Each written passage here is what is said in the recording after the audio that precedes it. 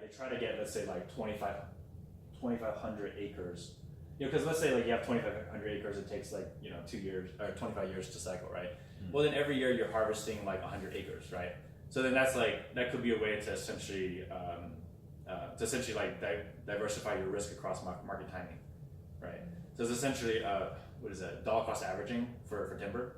So that would be an example way to do it.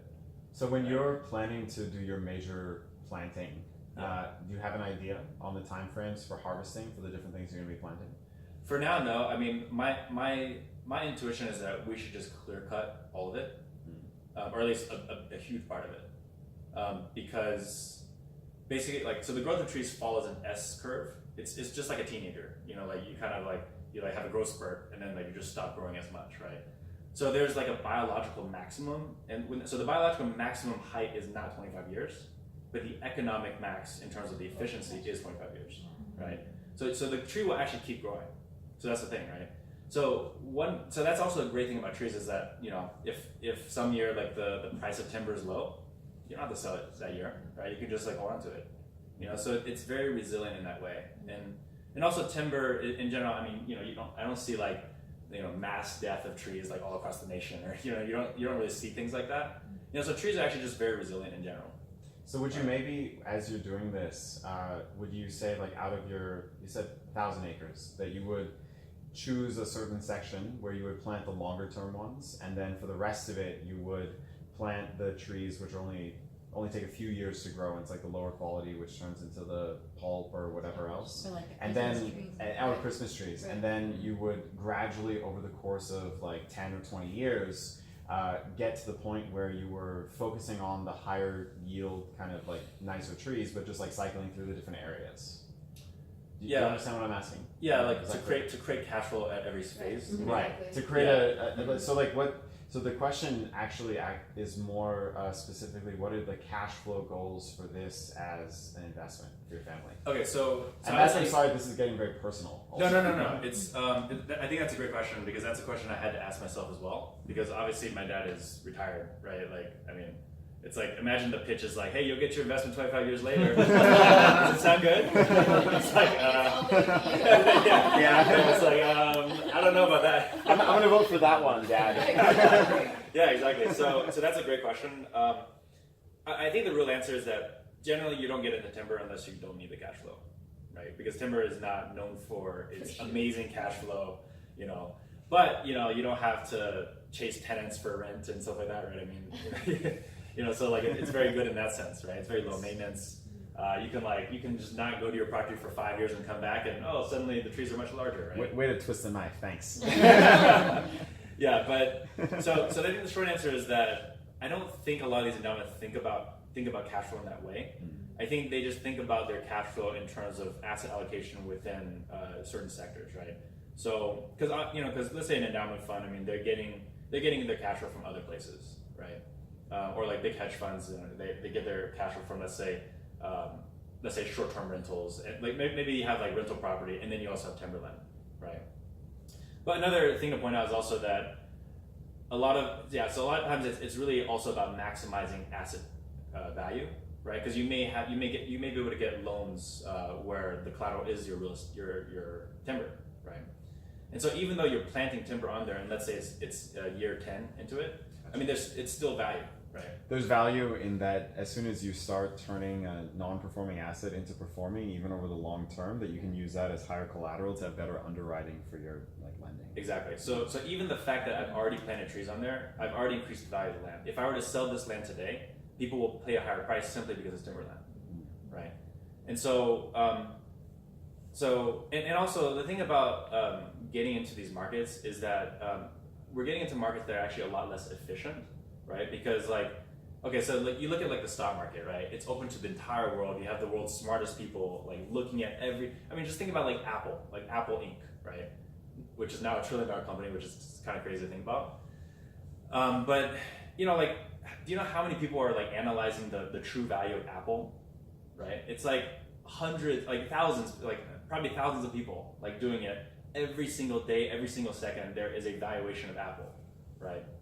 So what do you think the likelihood of it just being being very off is going to be, It's just like very unlikely, right? Versus, let's say like you guys invest in real estate, right? Like how many other people bid for your real estate when you bought your house? Very, very few. 4 people. And have you guys ever had a situation where you were the only bidder? Well, so then my point is that 4 people, right, including yourself,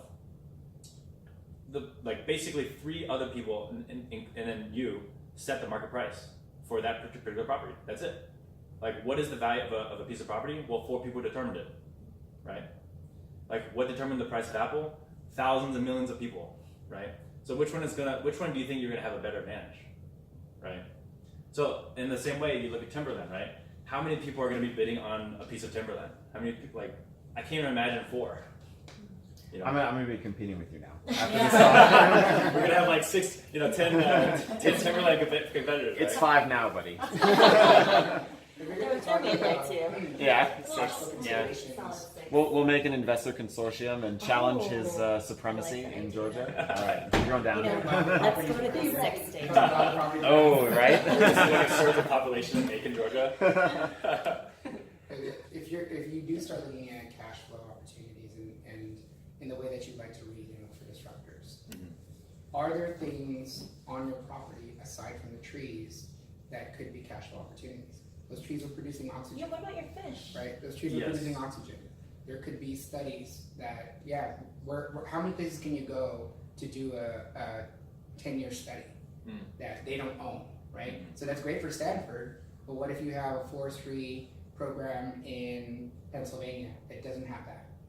There are other secondary properties, characteristics of your real estate that could be cash flow opportunities, and maybe because other timber investors aren't thinking that way.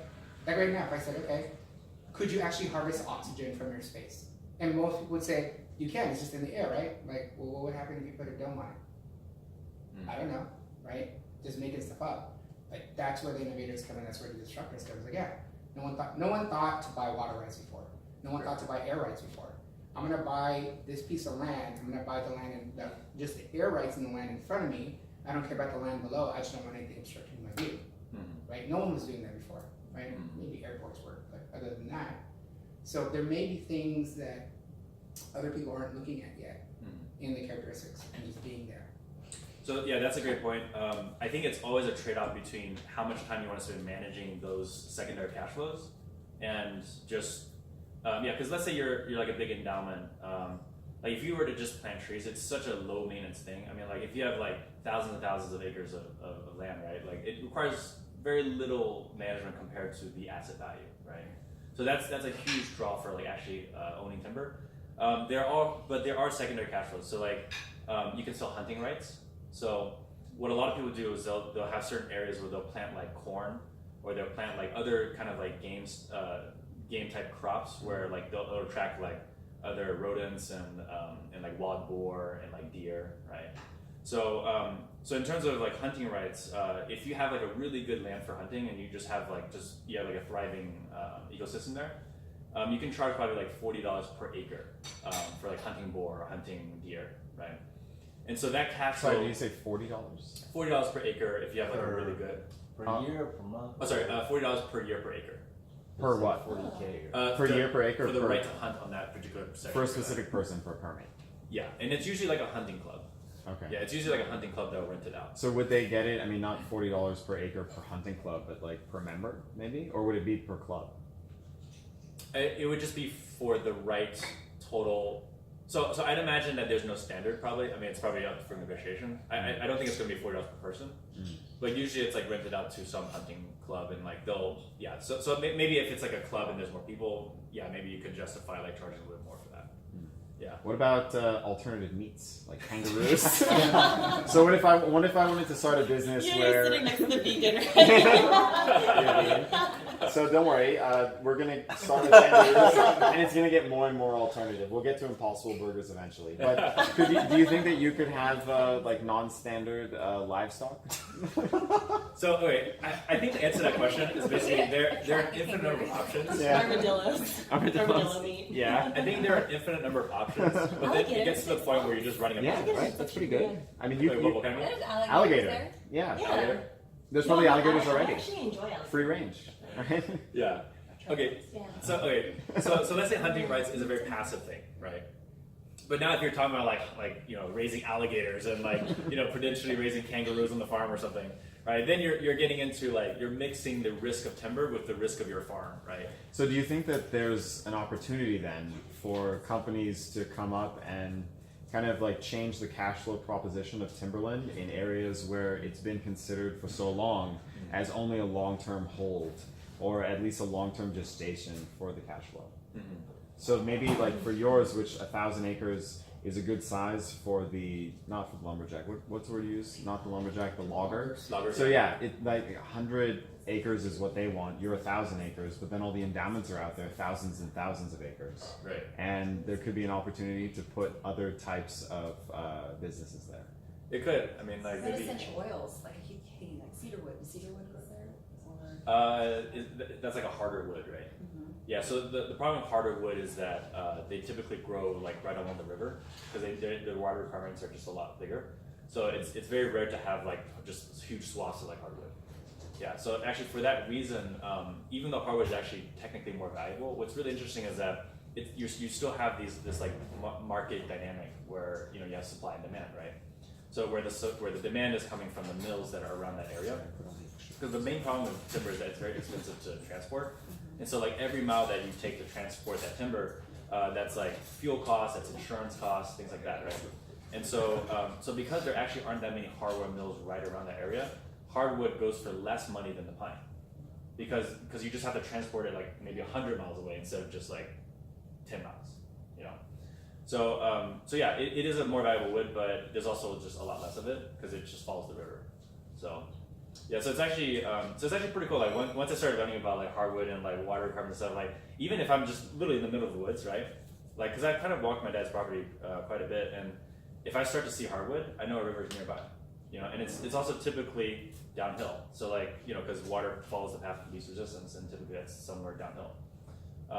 So even just by learning Timberland, I'm kind of I kind of can see a path where I can be an amateur tracker. You know what I mean?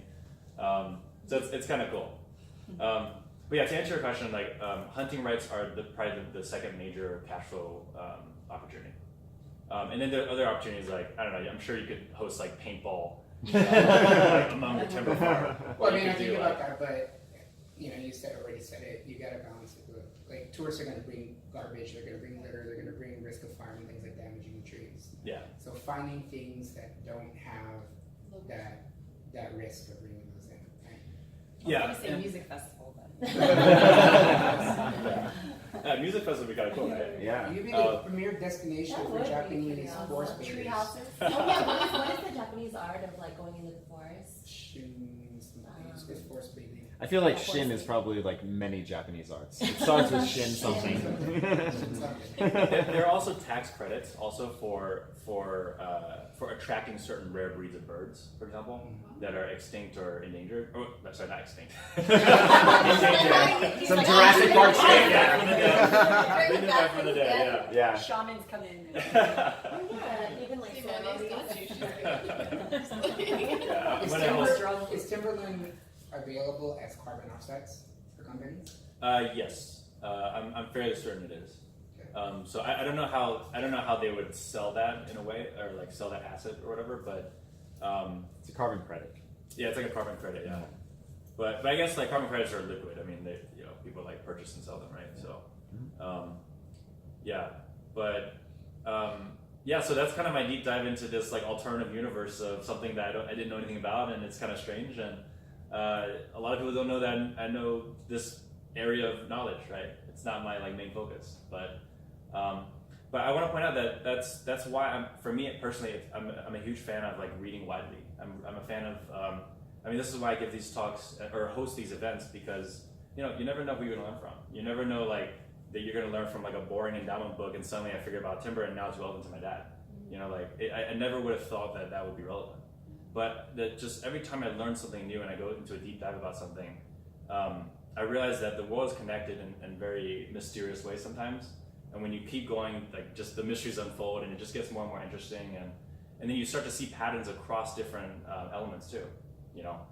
So my background's in computer science. I went into entrepreneurship, and then now I'm learning to be an investor. But a lot of the stuff that I'm learning in investing can also help my entrepreneurship too, because they're kind of both sides. There's kind of different sides of kind of the same coin. Like entrepreneurs and investors are always going to be related in some way.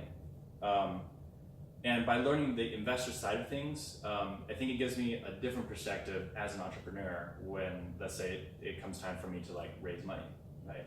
Because I can kind of think from their perspective. What are the risk tolerances that they have? What are some of the concerns that they have? So by studying widely, I think it prepares you for other areas. But also, oftentimes I start to get insights from different areas, and I think that works synergistically, where a lot of the most interesting ideas or fresh ideas come from mixing these kind of two areas. So maybe you should start planting rye-based rubber plants, right? I feel like the elastic business has a lot of opportunity. That's why I'm here. Right? Yeah. Jason's I'm trying to balance maintenance. If you want to do all that, We have all these rare Timberland. meats. Yeah. I'm gonna be out there hunting and partying and and you can take the trees in 20 years. So that actually, yeah. So actually, because of Timberland, I started looking at cornfields, and if you look at cornfields in the Midwest and stuff like that, the way they appraise these things is very similar to Timberland. Like someone who's bidding on farmland. Well, first of all, farmland a lot of times it's kind of the same in Timberland in that the investor is not always the same as the owner, is not always the same as the person who wants the trees, right? So it's like a full market. We have multiple players involved, right? So in the same way, for farmland, when you buy farmland, you're not necessarily you're not going to be necessarily the farmer who's doing it, right? Most of the time, you're just buying the land and you're just renting the land to a farmer based on your yield potential. So how much your rent of that farmland costs depends on the yield potential. And how do you calculate the yield potential? Well, you go on the farmland, and a lot of times they'll pick a corn out and they'll count the number of rows of corn, count the number of and so they'll figure out how many kernels of corn per ear, and then they count the number of ears and they just do an estimate, right? That's literally how they appraise the land, right? And that's what they're doing with trees. So now because I studied Timberland, now I can kind of understand this corn stuff, So I was looking at a PPM of that investor sent me. It was oh, do you want to invest in this farmland fund? So then I look at what is their cycle and it really depends on the weather for some of this stuff. That's one thing I love about Timberland is that you don't really care about the weather. You're not watering the trees. You can actually put fertilizer on the Timberland and it will grow faster. It's just a matter of it's just a huge cost trade-off, right? It's you can do that, but it's a lot of upfront costs. You won't get the cash flow. You won't get the exit until 25 years later. So there's all these trade-offs basically. It's you can tend to, you can have the best trees and grow it the fastest or whatever, and maybe it could cost a lot, but at the same time you're also taking a risk at the beginning versus not taking any risk at all, pretty much, except for planting the seedling and just waiting. Right? So why did you pick corn out of all the other crops? So I've just been looking at a lot of different other investments, like corn funds. There's now weed funds. Oh man, some of these weed funds are doing crazy. I mean, they do really well. Their IRR is ridiculous. So I have a friend that knows how to grow weed really, really well, but I think getting a permit in Vegas is pretty costly. So maybe I'll introduce you guys. All right. He can grow 4 pounds per table or something. Oh, holy crap! For light, it's ridiculous. And is it a small scale production or is it large scale? Right now for him it's small scale. Okay. But I think to scale it up, I don't think it's that hard. Mm-hmm. Yeah. I'm invested in a few different companies that do that, and they have a lot of the production up in Oregon. Uh-huh. But what's happening with those kind of companies is they're able to list in Canada, and they have to create a really complicated structure for themselves because of all the banking regulations and other types of things. So that is, that would be a really interesting living room talk. The structure of international weed businesses as they're coming up these days. Well, what's interesting is that because weed is such a high profit crop right now, that's going to highly affect the rental prices for a lot of this land. It also changes the rental prices in areas like even in Nevada. So like they have distribution based out of like Reno, and it changes industrial and commercial rates for the warehousing and for like other production stuff. Oh my god. Sorry, I had to interject on this because she has to leave, but it was Serge's birthday. Happy birthday. So here's your birthday cake too. So I can kind of, because you guys all need to, this was when I told you there's more. But wait. Happy birthday to you. Happy birthday to you. Happy birthday, dear Serge. Happy birthday to you. And then I figure we can still talk. The best story is I never really celebrate my birthday except for the 0s and 5s. So that's why I'm especially embarrassed. So you're 30 now? You're 30? No. And it's a dinosaur. 2 more years for 0s and 5s. I like the dinosaur. Yeah, That's so cute. Okay, Jason, I'm gonna stop asking you questions. I actually really like your questions. They're very nuanced. And yeah, there's actually a lot of things I probably asked very similar questions actually at the conference. These are the same kind of conversations we have that go on for like 8 hours. So I'm gonna stop asking questions. Because there's actually a host of questions too. Like, if the trees grow faster, does it degrade the quality? Right? Because if you grow a tree in 25 years, it's not quite the same as if you grow a tree in 50 years. But what is the difference between those two? It changes the actual properties of the tree, right? Yeah, and it totally does. Like, the density is actually not nearly as good. But that's why they have these tests for densities, and then they have like minimum density requirements for. It's like chickens, the faster they grow, the less they grow. Really? Yeah, I went to Costa Rica. They pull it out and they're like, oh, the tree's been around for this long. Really? You actually taste Yeah. it. What are you talking about? Like, Because how do you they're know that? growing longer. Yeah, they create this device that just drills into. So like real the fruit. same. It creates like They a. pull it out. Yeah. You know, it's interesting too, even like certain coffee. What? Like, have you ever been to This is a very harsh winter. Like, Exactly. Yeah, no, it's wild. It's like it's kind of cool. It's actually It's like a tree whisperer. For sure. You know what would be another good talk? Labeling. So like, So I was trying to be like cool. labeling in the US is very political as compared to factual. labeling in what way? So like product labeling. So product labeling, like to get an organic label, to get a free range label, all that kind of stuff. So like that when you just mentioned that, Yeah. Are you able to do like in anything Costa with Rica, that? like Or- So my dad used free to range. so Yeah, yeah. like you buy free range, yeah, but it doesn't taste as good as And that. a hot That's a different label talk. It will say this or that, but it might be organic instead of factual. So That was like, the biggest standard catfish for of all. might be that the chicken gets like 3 hours of outside time. Anything with that industry, or it's too small? Yes, You have I to, think yeah, it's exactly. operation Well, you is have to get too small certified, scale but for gluten it free, to- like the threshold to isn't matter, like and zero. also it's there's like again it's the trade-off between maintenance because like you have to feed them every day and like non-GMO, yeah, fat free, sugar free. probably I mean most of the time I it's mostly probably have fat free water. I'm probably like 70% where they eat is just random stuff from the lake, and then 30% is like the actual feed. So but the problem is that as a commodity product, vitamin water. catfish at the time they're selling for like $75 You know, a what's his ton. face? Didn't that But 50 the thing is, cent if by you process it or smoke it or whatever, right? That's do how you something to make it to these, make it like you sell a massive product, you might be able to sell it for let's say like $9 per. Were you able to Maybe. He's very, it's very unclear. Because he also, It's just a commodity business, so they just felt like he didn't want yeah, he's into smoke catfish, and so like he actually it's actually really good. It's kind of like smoked salmon in certain terms of the process. So good. But he smokes the catfish and he has this whole process, and it makes it taste really good. And if you were to sell it to like Whole Foods or something, maybe he might get like $9 per pound. And they'll in turn sell it for like $18 per pound. Yeah, instead of like 75 cents per pound. Right? Like if it's just like a raw fish. Bye, have fun. Thank Bye-bye. See? Told you, Timberland. Actually, I was telling somebody the story, and they weren't sure if I meant like Timberland the brand. Yeah. Everyone asked me that. Timberland. Timberland, Tell yeah. us, tell us. I went to a rap conference. a 3-day rap conference in Georgia. Timberland. Sorry, who? Timberland. Hat Timberlands. Oh, I didn't know him. You should start branding your Timberland. Okay. Yeah, he's Yeah. like produced like UCL. You'll know Timberland. You'll know. Wait, it was like early what's his 200. name? Early Justin, no, like Timberland. Justin Timberlake. Justin Timberlake. Oh, like Yeah, the play a producer song. for Promiscuous Yeah. girl. Yeah. Yeah. Alright, I'm gonna play something. What song is that? It's gonna drive me Promiscuous crazy. girl. Yeah, that's my favorite. Did you know Timberland Yeah. was a Timberland. Oh. Yeah, You're Timberland. that's what most I people am think I'm talking about. Timberland. Who wants a big penis? And when you have a son, you name him Timberland. What is that? You're gonna name him Timmy. Timmy.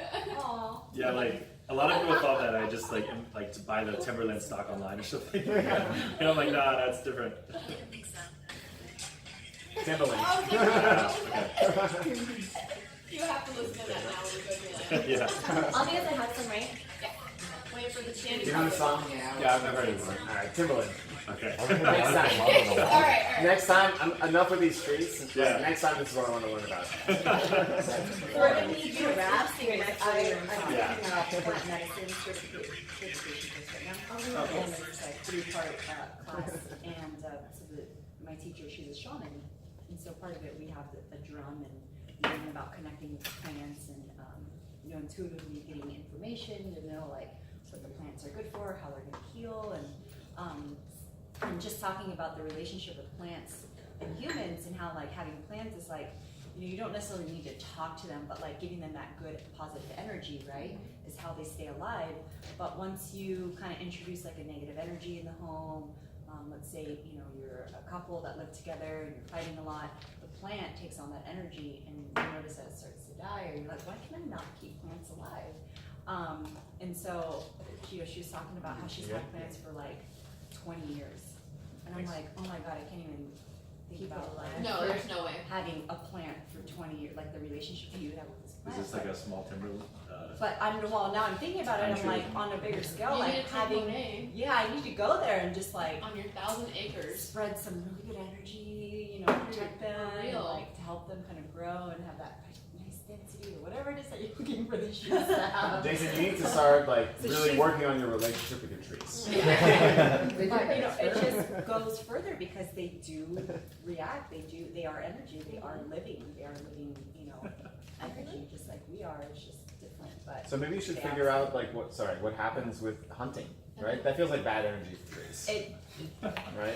And then oh, and they were Native blessed. Americanness versus Okay. like No, to hire- guns. I need to hire a shaman. So to like come out there hunting and just bless every scavenging tree. and Exactly, only yeah. like And bow then hunting. you can sell And them then as ceremony. trees. Ceremony, okay. That would actually be kind of cool. I could totally see a You kid can have like that. nice retreats That's our tree and other there. stuff like that. Donate right? $20 for each tree you bless. Yeah. So as far as the seeds that you're gonna buy, how do you know which one's like the best? Is there a lot of competition? Like, what's the best genetically modified tree seed? Or is there a lot of options, or is it like everybody knows? Okay, this is the go-to seed. Or Yeah. Same thing with water. I could be wrong. I think I could be wrong, but I think there are brands, like different brands that you can buy from. So, because it's essentially like if a company produces the right When they play genetics, like they can sell that as a proprietary classical seed. music, they have this Yeah, beautiful like so, snowflake So I don't know if there's like a de facto like this is the best one. heavy metal music. Some people will actually like they don't want to spend as much upfront for the best genetics. So some people will get like a more mediocre one. Or is something. it really that big of a cost for seeds? Or Yeah. It can be. I'm kind of blanking on how much the seeds actually cost. But yeah, there is a difference though. So every place where you're planting a tree, are you literally just putting one seed, or are you putting like multiple, and then you kill the ones that like? You hope that one sticks. So there are different strategies. So one method is just to like spray and pray, right? It's like you just like put a bunch of seeds, and then like you'll basically just see the ones that grow better, and you just kill off the rest that don't. Okay. So it's Or almost like in vitro, That's a lot of manual work. right? probably yeah, a little bit of Yeah, that. like how they. Well, it's not so much that you kill off. It's just That's that. a lot. 1,000 acres. Central Park. Well, sorry. I should probably like rephrase that. So most of the I think what a lot of people do now is they plant seedlings. So they basically grow And then you just plop it. Yeah, they grow it in a lab and then they plop it down. But what they used to do before they did seedlings, because like with seedlings, it's like your survival rate may be like 93% or something like that, right? So just the chance of them dying is a lot lower. But then like in the past, they've just like sprayed seeds, and maybe they might put like a couple seeds per thing because like some of them die, you know. So it's that kind of process. And then, another question. You said it took that guy an hour to clear out 1,000 acres. How's that? Oh no, not like 1,000 acres, but I was just watching this guy. Actually, it's a different video. Actually, I'll play this particular one, which is kind of cool. It was actually this guy that I was watching the whole time. Mm-hmm. So he's got this huge machine that just cuts. So this is part of your inside the. Yeah, this is inside the property. Oh, look him right there. Dude, it's so HD. Yeah, so I mean, this guy's just like taking Smell it down. It might be Ruby. Oh, is it like a circular So saw? He gross. just drives into it, or what? Yeah, Okay. and there's like an arm that basically latches onto it. This is our forest Go track. like this, you'll be like even closer. He's kind of getting up there, Jason. I'll show you a picture of the. He's like, I better get my last cycle before. So this is Yeah, the right? blade that cuts it. Wow. Yeah. Can we go there? Yeah. Can we go Oh yeah, can we do Oh, a it's like trip? Avatar movie. Oh, fun. Can we go do mushrooms? Surprise trip. Oh my Yeah. Yes. It's in actually your very voice. peaceful. In a shamanic like ceremony. It's actually super peaceful, like a tree farm. Like Do it's. it. Who's in? We do mushrooms I'm in in. the forest. We're not gonna do Yeah. I'll give it. Yeah, I'll Yeah, give we're it on a tour once private it's property. like We can paintball and do mushrooms. And then we could Yeah. And then we can all wrestle alligators. Yeah. And make our own dinner. Right. And we could very Alright. easily Yeah. do combo 25 years and later, we DMT have this and all these things too. Just But they're all full grown, you know. Yeah, all We can, everything like, at play in the once. forest. We're all like, Hunting, yeah, ATV, walking. We have to combo, do it now, so uh, like 25 years later we could do They're like mushrooms. beautiful. And mushrooms. Before and after. Like, Nice. What do you think? You I'll can bring my grow camera. I'll make a mushrooms. movie. All his Hey, audio so equipment. turn it over. Yeah, his softbox. He's gonna bring the The softbox. I knew there was something. There was a connection. Can you grow mushrooms there? Oh. Probably. Can you grow truffles there? Truffles. Truffles. Yeah. Yeah. So, I was actually reading this book. Whatever the fuck I Um, want. Okay, guys. We're all gonna have our own square on his property. We're like, we're already there. He's like, oh, you guys fun. no crocodiles. So there's this really good book called How Asia Works. Have you guys heard of this book? By Joe Studwell. This is actually one of the most interesting books I've read recently because they talk about like Southeast Asia is a really interesting like modern experiment because kind of like the Western world is mostly like it's like first world and everything, right? But then you see like Southeast Asia where a lot of their economic development was at a very similar state. Let's say like I don't know how many years ago, but let's say like 1950 or something. I don't remember exactly when they started exploding, but anyways, it created this good case study of government politics, right? Where like certain like policies, certain government policies led to like economic boom, right? So the basic question was like how come like Taipei and Korea, like how come Taipei and how come Taiwan and Korea like just kind of exploded in terms of economic prosperity versus something like the Philippines or Indonesia, right? Like why are they still stuck in the third world, right? Even though they were at the same level like a lot like longer ago, right? And so they actually boiled it down to there are a lot of different factors, but the main factor is actually land rights. So let's say in the Philippines, right? Basically, all the landlords they have all the power because they own all the land rights. And so what happened is that they would, because they're in a very powerful position, what they'll do is they'll rent the land to these like peasant farmers for at really very high interest rate, right?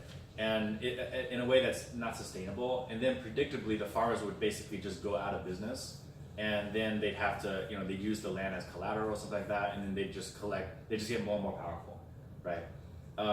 Versus like if you look at places like China, which has had like sort of reforms on their land rights, and also like places like Korea and Taiwan, they've done policies where they actually force the landlords to sell the land rights back to the actual farmers, right? And so what they basically found is that when the farmers actually own the land, the dynamics completely shift because the Western advice at the time, or the sort of the conventional wisdom was that when you consolidate these huge farms into these really big farms, like big multinational corporation type of scale, right? That the economic output would be way more, right? It's counterintuitive to think that like small scale farming by individual farmers would actually produce a lot more. But actually, that's actually what made the biggest difference. Because what happened is that when you start doing what they call like large-scale gardening, I think is the name of the term. When they started doing this kind of like individual gardening, what happened was, let's say like you have a rubber farm in Vietnam, let's just say, right? Well, a mass corporation they may not have the economic incentive to like have this rubber farm, but also plant spinach under the rubber farm, right? To produce like other edible things for them to live on, right? So a big corporation might not do that, but a small farmer would spend all their time sort of like optimizing this land to a point where they produce way more yield, right? So there's this trade-off between like the maximum economic output is not the mass scale solution. The maximum economic solution is mass producing these kind of crops is the economic is optimizing for the economics of the business. But if you do like small scale farming where you're giving the power to the local farmers, you're actually maximizing the yield of the actual food that you produce, which is going to benefit the country in a much bigger and better way instead of benefiting specific corporations, which aren't going to then put that money and output back in. Exactly, because in a lot of these sort of third world countries, the main thing is that 80 or 90% of the labor they're just like idle labor, idle uneducated people, right? And so when you put idle uneducated people, like if you're not able to put 80% of your population who are idle and uneducated into some kind of productive role, then yeah, you're just using a very small percentage of your country's resources to thrive, right? But as soon as they made the farmers do, kind of own their own business or whatever, then it puts 90% of people to work. They're able to produce way more actual food than these big corporations.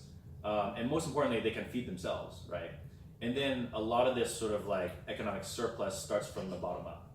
And so now suddenly these farmers have a surplus. They can start buying like better clothes, maybe occasionally go to the movies, and it just like kind of improves the economy on a lot of different levels. But isn't that the overall idea though too, of the same chord, like paying your employees more money will ultimately have them purchase within that same industry? Mm-hmm. Like they're saying like with retail or with anything like that, when they're paying their employees more, then they'll have more money to spend within that actual place and where they work. Well, I think the main difference is the power dynamic. So the problem with like that, the fact that you're still an employee is that you don't have the power, right? You don't have, because the landlords have the power to up the prices. So as the market is doing well, they can up the prices, right? So I think the main difference is the control aspect of it. But another is also like where the decisions are being made. Because like I said, a corporation doesn't actually have an economic interest to maximize the yield, because it doesn't actually maximize the economic output.